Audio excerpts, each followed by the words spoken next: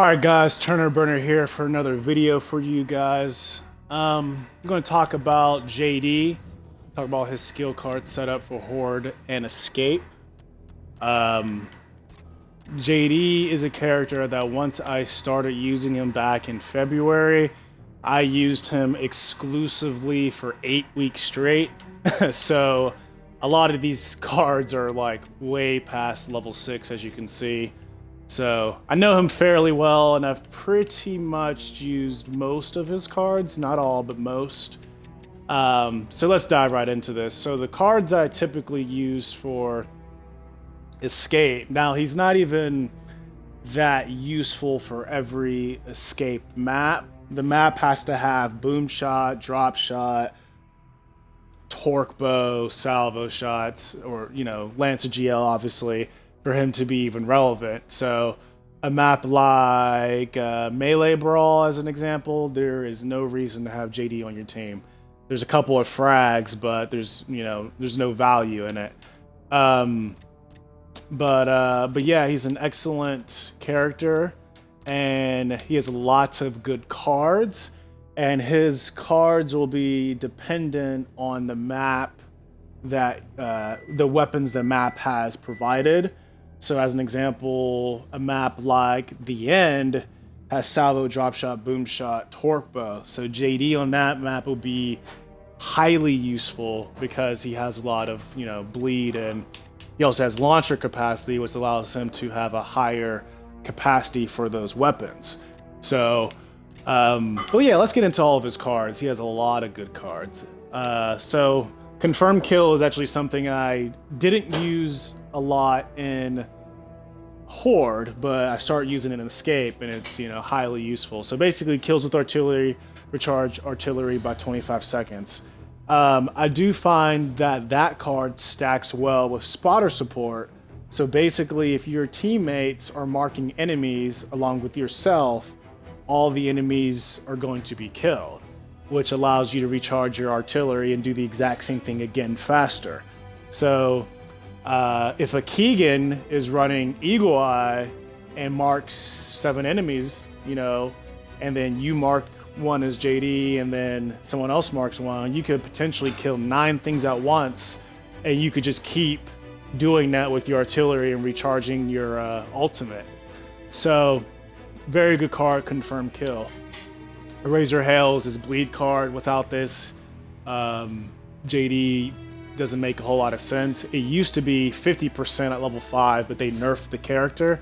So I actually don't know what it is at the lower levels. It might be like 5% or something like that, but it takes a lot longer to kill bosses and a lot longer to kill normal stuff like scions and things of that nature. But it does make Horde more challenging, which Horde does or did lack the challenge because of characters like JD, Keegan, Kate having high bleed. So lower bleed makes it more interesting. Spotter support, again, like I say, it combines with confirmed kill pretty well.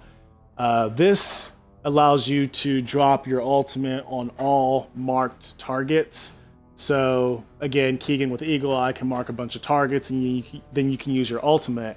This card is very useful on boss waves and mini boss waves. So you can drop your ultimate on the boss or mini boss, and then all other marked targets die as well.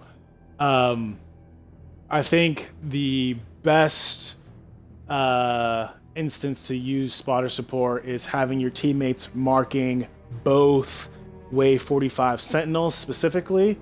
Now with this bleed at 25%, it may not kill the Sentinel, but it used to when it was 50%.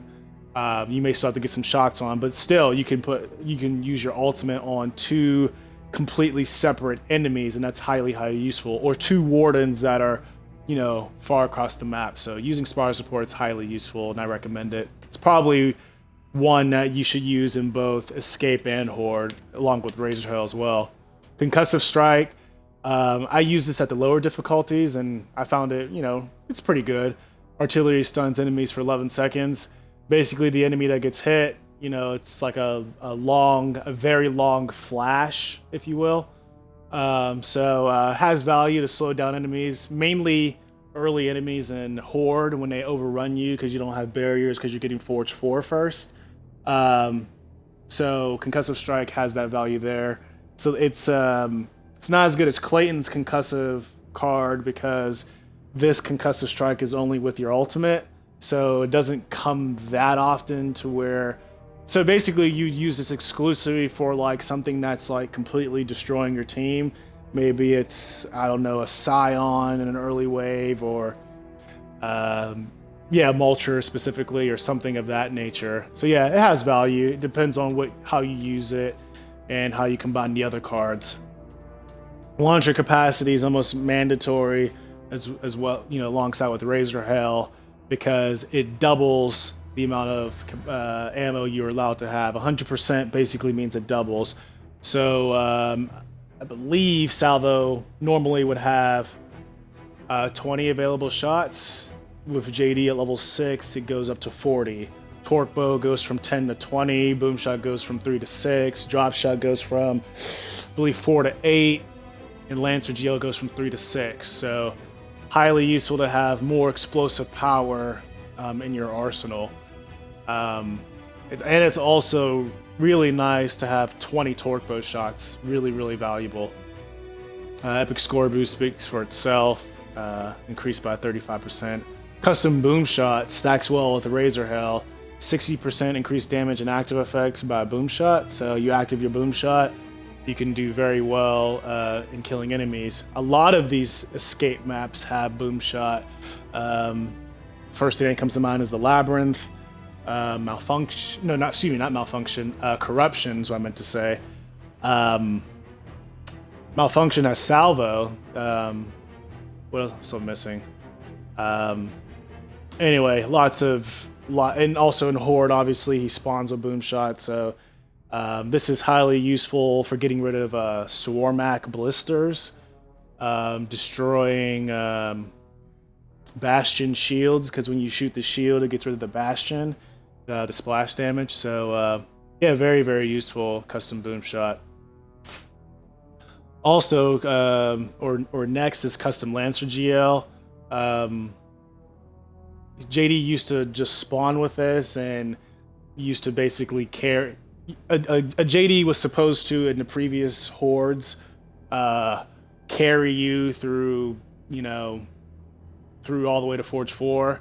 So a good JD would be able to basically take over the whole game, but more importantly, the first 10 waves. So you get him a locker only and have Forge 4. It's a little bit different now, but you would still use this card because he's the only one that has damage increase because of this card. But then again, maybe you can get away with just using Boom Shot or Salvo if you don't want to use Lancer GL, because technically Lancer GL only has 6 shots. And now that it's reloading as slow as some of these other weapons, maybe it's more valuable to go with Torque Bow now, or Boom Shot or Drop Shot more. Well, not Boom Shot, but Drop Shot, because it has more shots. But Lancer GL is extremely powerful, so it's kind of hard to pass up on this card. In Escape, there's so few maps that have this card, so you would just need to know beforehand if that map has a Lancer GL and if you should use it or not. So custom Lancer GL, I'm almost positive Malfunction has it. I think the Clock also has it, but I don't think a whole lot of other cards have it. A whole lot of maps have it. I've never used this card, Daddy's Boy. 32% damage resistance from near Marcus. If I were to guess, it's a card that's more for lower difficulties, but I'm sure it has some relevance, possibly, but it's hard to say. But it's not even in the top 10 for JD cards. So, but moving on to the next one, 100% of the kills near allies drop an ammo pouch. I could see this being useful for Escape. So like if he gets a headshot, he drop ammo nearby. So I can see that being useful for Escape, for sure. That way, your allies or teammates don't run out of ammo. So I guess it depends on how you use it. Lancer GL Mastery 95% less recoil and 13% increased headshot damage. I don't think this card's that critical. No one really shoots the Lancer GL like that. It's usually about the GL explosive damage, but if you're shooting the Lancer GL, then yeah, you could use this card if you wanted to. Launcher Mastery. Again, this is like one of a few characters that have this active reload bar. I think Foz has it. I think Clayton has it. I think Kate has it as well. These cards, even if it's tough for you to active reload, just try again. I don't think this is that critical. I think the idea is to make it easier for you to active reload and make it easier for you to get more damage per shot. But, you know, it's not critical. You don't need this card. So basically the last card, because score boost speaks for itself, is Officer's Prerogative. This is a card that he has his ultimate, and then the ultimate shoots basically more strikes, basically. I don't think this works indoors, because I tried this on Malfunction and I used my ultimate and I didn't see the additional 6 rounds, so just keep that in mind.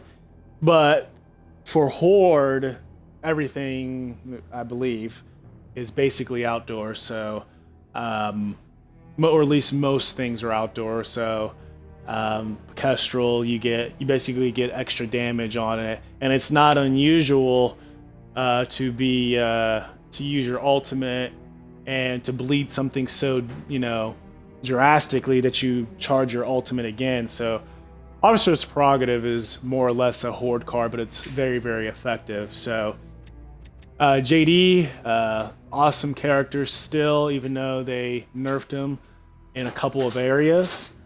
Mainly the bleed, so it takes you longer to kill stuff in Horde, but still one of the best Horde characters easily. Fun to use, one of the better ultimates, solid character top to bottom. They don't have any new cards. Probably they didn't think he deserved it, but solid character that you can use in your Horde or escape matches. Just know when you pick some of these cards what weapons are available. Then you'll know if you need to use Lancer GL or not. This card's pointless if you don't have a Lancer GL on the map. So I'll just go to before closing, I'll go to my typical escape one. So basically, something I've been trying is having the bleed. I like confirmed kill because it stacks well with spotter support. So when I usually play with players that can mark enemies. So if I can kill many enemies at once, this will allow me to get my ultimate more often. Concussive Strike also works well to basically flash the enemies that are trying to overrun us. So yeah, I like this card a lot too. And then Launcher Capacity is something you in Escape, more or less, you really got, well, actually no, both Escape and Horde, excuse me, so you can get more shots per explosive weapon. And getting 20 torque those shots, that's awesome. So, but yeah, that's pretty much it for JD. Very good character, Escape or Horde. You need explosives, I believe, to make him relevant for Escape.